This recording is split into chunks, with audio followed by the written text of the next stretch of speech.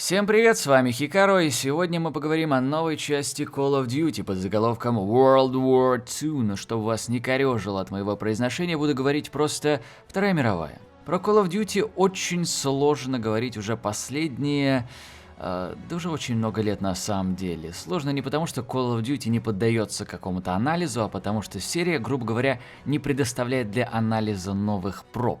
Из года в год, обсуждая новую часть Call of Duty, можно просто вставлять тезисы из предыдущего года, лишь меняя заголовок игры. И вот я поиграл в новую часть Call of Duty, Вторая мировая, и мне нечего сказать вот прямо разительно нового. То, что это зубодробительный экшен, в котором интересно только смотреть CGI катсцены, но совершенно неинтересно играть между ними. Что стрелять в этой игре под жанром шутер совершенно неинтересно. Что графика оставляет желать лучшего, что сюжет вроде и пытается пробить тебя на какие-то чувства, но не вызывает совершенно никаких волнений. И ты просто сидишь всю игру с покерфейсом и бездушно проходишь игру от одной катсцены к следующей. Все это не ново, все это уже было в прошлом году, позапрошлом, позапозапрошлом и так далее. За что уцепиться-то? За сеттинг разве что. Тем более он разительно отличается от игр предыдущих годов, вернувшись из футуристического будущего в более-менее известное всем прошлое. И казалось бы, вот оно, решение всех бед, какой благодатный сеттинг, какую драму можно в нем разыграть, какие сражения можно в нем воплотить.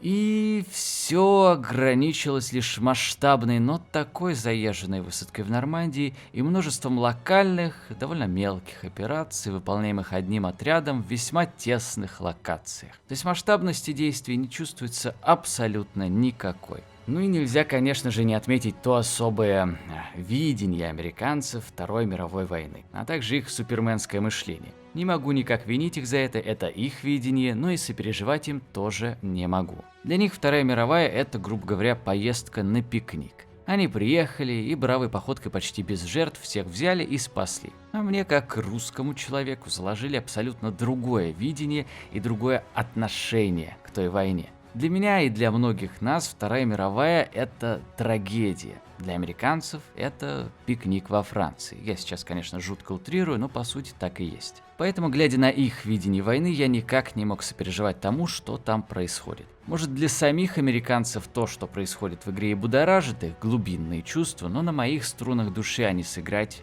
не смогли. Поэтому и сеттинг как-то для меня особо-то и не выстрелил. И что остается в итоге? Игра про американцев, для американцев, со всеми атрибутами и болячками предыдущих частей игр серии Call of Duty. Стандартная часть, стандартные ощущения, стандартный вывод. Не хочу больше тратить и секунды вашего времени на обсуждение этой игры. Так что всего доброго.